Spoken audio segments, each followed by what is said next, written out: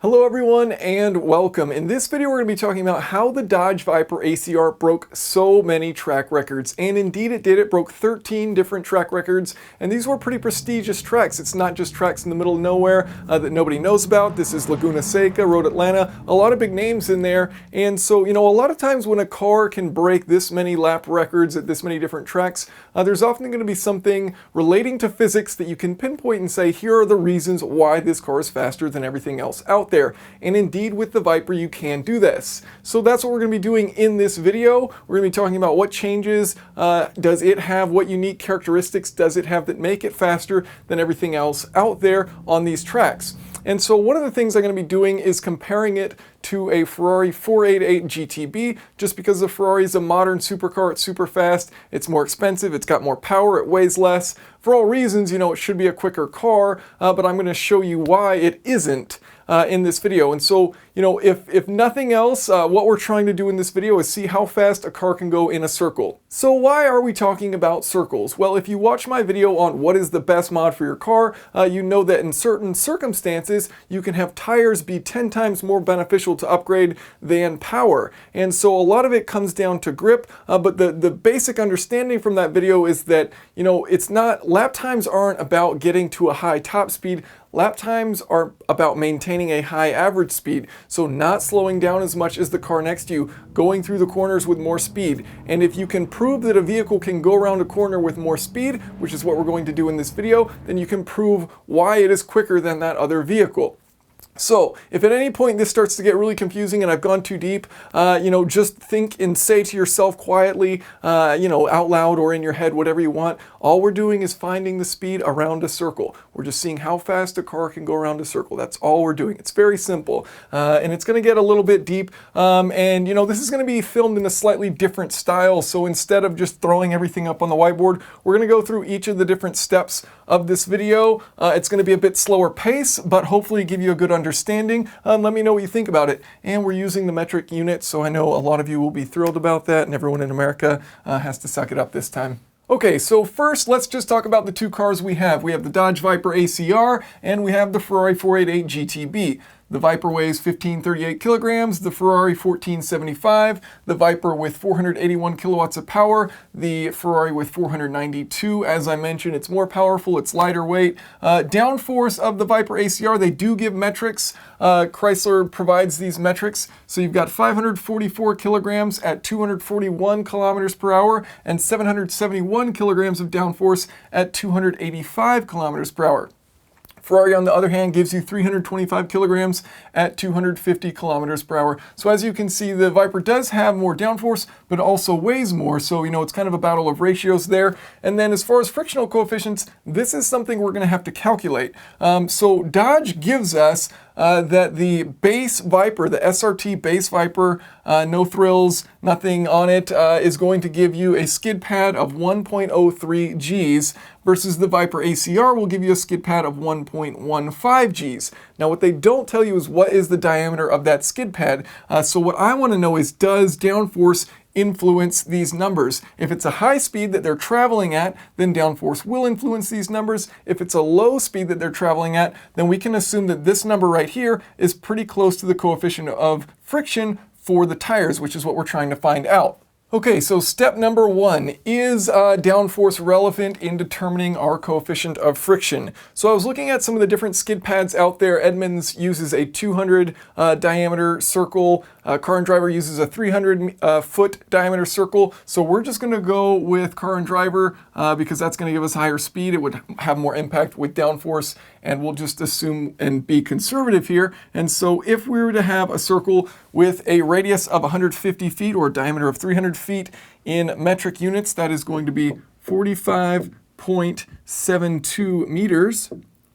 And so what we want to find out is, what is that speed? What speed can a car with tires with a frictional coefficient of 1 go around this circle? So the equation for that, if you've watched my video on cornering speed, you will know is V equals the square root of the frictional coefficient times gravity times the radius. So V is going to equal to the square root of 1 times 9.81 meters per second squared times our radius of 45.72 meters. Great. Okay, so what does this give you? This gives you a speed of 76 kilometers per hour, or about 47 miles per hour. So this is a fairly low speed. So what this tells me is that downforce really isn't going to play a huge role in the skid pad results. It's really just going to be up to the tires. So a tire with a frictional coefficient of 1 will be able to take a 1G corner. A tire with a frictional coefficient of 1.03 would be able to take a corner at 1.03 Gs. And so we're going to assume that for the Dodge Viper with the base P0, Pirelli P0 tires, it has a frictional coefficient of 1.03, and the Dodge Viper ACR has some special tires made by Kumho just for the Viper ACR. They're super grippy. They're just made for this one vehicle. It's a variant of their V720 tires, and so specific compound and design just for the Viper ACR, and they're able to eke out 1.15 Gs on the skid pad. So we're going to assume it has a frictional coefficient of 1.15. So right off the bat, we can see that it has stickier tires.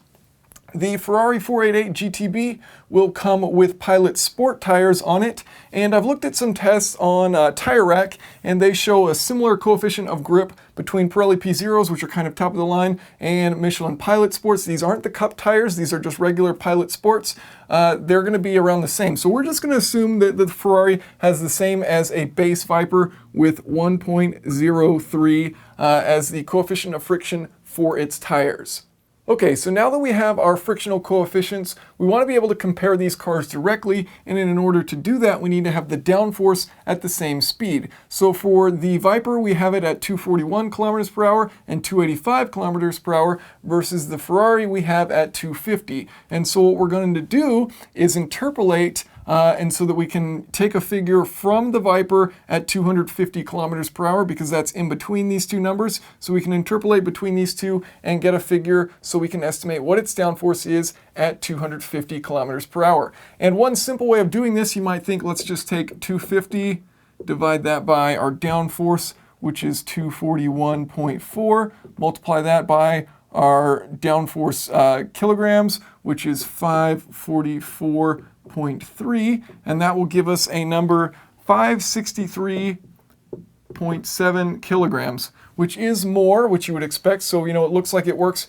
But to kind of check our work here, let's do 284.9 divided by 241.4 and multiply that by 544.3, and that should give us a number similar to 771 if this interpolating method works correctly. And so that gives us 642.4. And you can see that's obviously quite off from 771. And the reason is because downforce is an exponential function with relation to your vehicle speed. So a more accurate way of going about this would be to take the squares of these two numbers. So we have 284, look how dyslexic I am, 0.9 squared, divide that by 241.4 squared, multiply that by 544.3, and what that gives us is 758.1, which is quite close to 771 kilograms, and it's certainly a better estimate than this one right here, just using the straight interpolation using a linear method. So we'll use this method back to the start. So we've got 250 squared divided by 241.4 squared multiplied by 544.3, and that gives us 583.8 kilograms of downforce at 250 kilometers per hour. So now we can directly compare the Viper ACR at 250 kilometers per hour to the Ferrari 488 at 250 kilometers per hour. As you can see, it's got 583.8 versus the Ferrari's 325. Now remember, this is a lighter vehicle, so downforce has a marginally greater effect on the Ferrari, even though this has more. Now in reality, this is still a larger ratio, but what I'm saying with the Ferrari, you get more bang for your buck with downforce. All right, so now we've got the Viper's downforce, we've got its frictional coefficients, so we can start getting into the fun stuff, which is how fast can this car go around a circle. So what we're going to try and find out is if the Viper is traveling at 250 kilometers per hour, how wide of a radius turn can it take? How narrow, should I say, can it take? Obviously, you could always go wider, you get to infinity and you're in a straight line. So how narrow can you make that? How short can you make that radius and still have that Viper go around that circle? And so the equation straight out of my video on cornering speed for determining this, you can set velocity equal to the square root of the coefficient of friction multiplied by the mass of your car plus the amount of downforce that you have, and then you're going to multiply that by gravity, and then you're going to multiply this by the radius of the corner, and then to divide all of that by the mass of the car. So plugging in our numbers here, we've got our speed, which is 250 kilometers per hour. That in meters per second is 69.4 repeating. So we can set that velocity equal to, remember we're trying to figure out this R here. We've got our frictional coefficient of 1.15.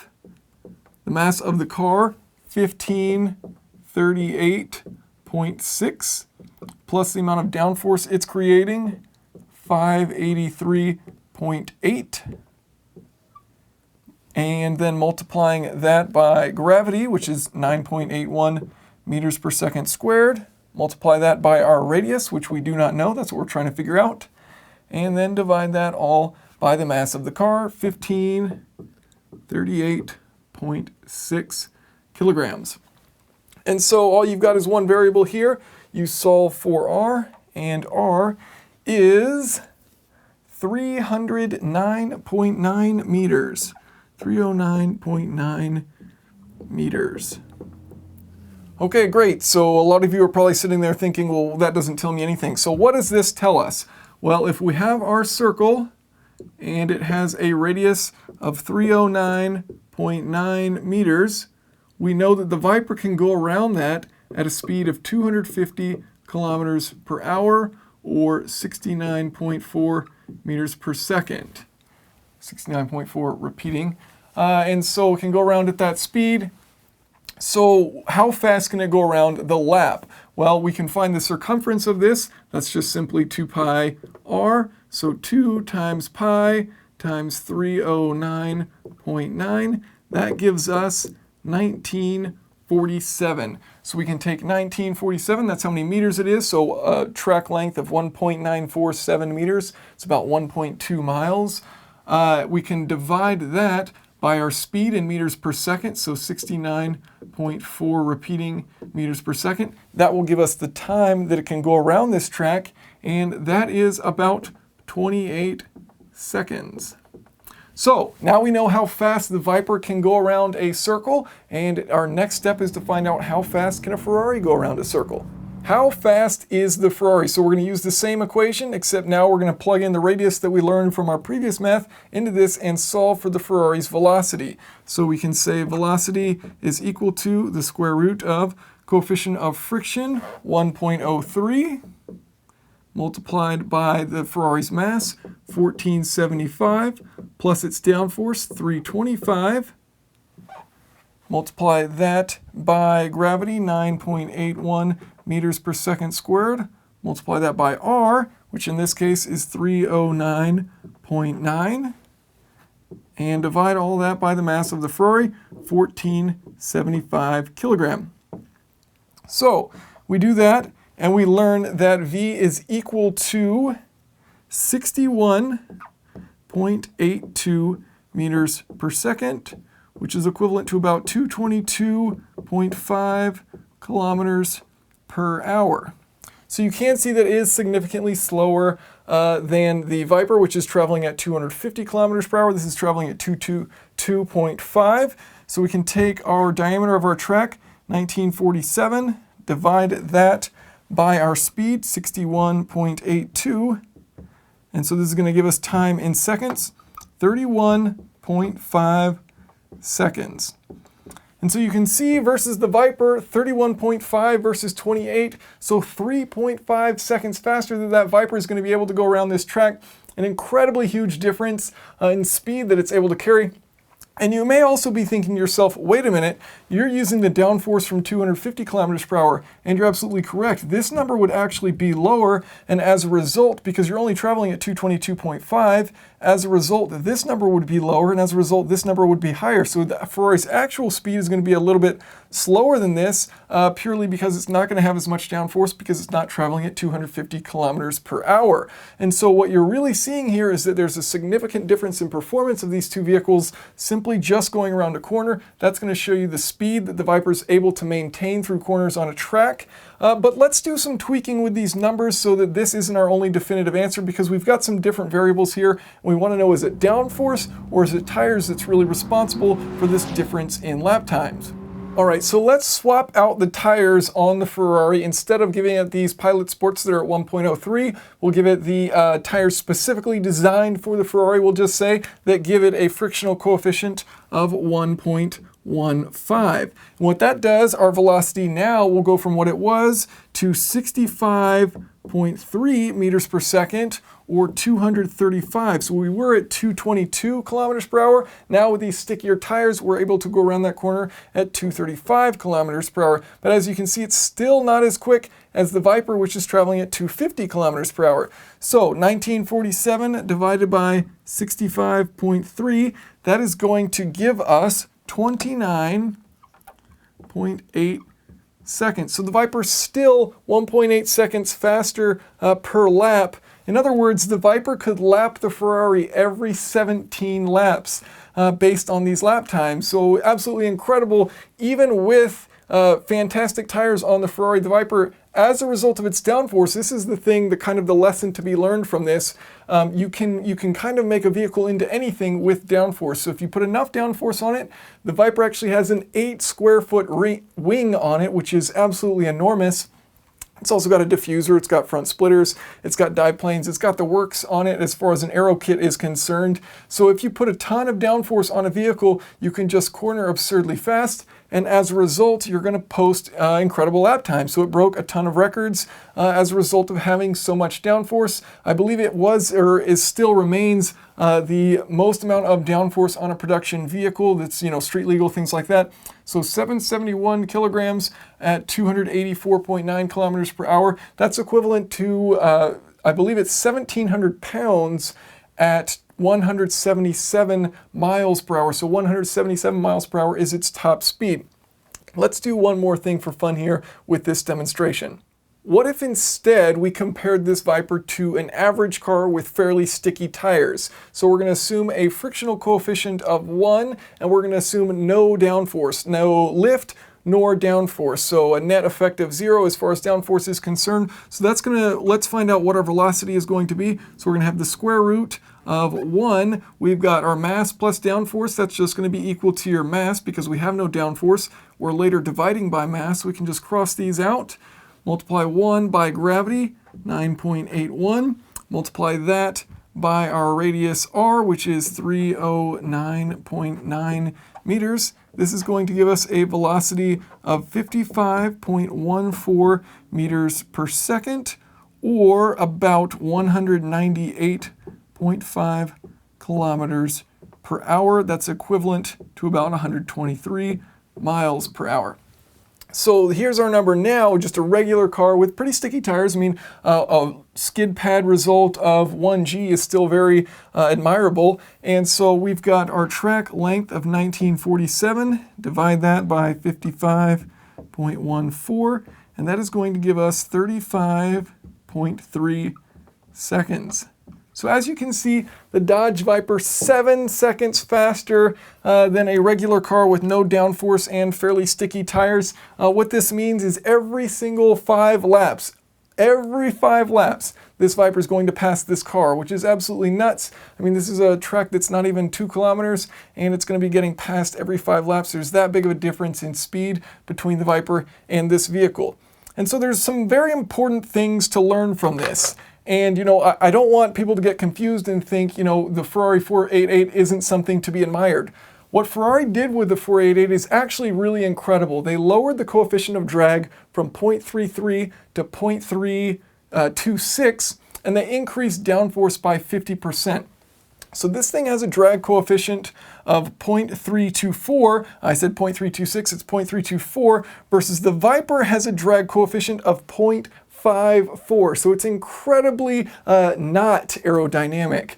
So while this thing's going through the air, it's acting like a giant brake, whereas this thing can glide through. So the Ferrari can exceed over 200 miles per hour versus the Viper ACR is drag limited at 177 miles per hour. And so, you know, if you take off all these wings and things, the Viper, the regular Viper, can exceed 200 miles per hour, but it's a result of all that downforce that makes it quick around a track. So the thing to be learned here, Ferrari engineers are brilliant. They've designed an incredibly good compromise of having a lot of downforce and still being very aerodynamic through the air, versus the Viper just has a ton of downforce, so much downforce, not able to get to super high speeds, but able to actually just obliterate all the track records out there.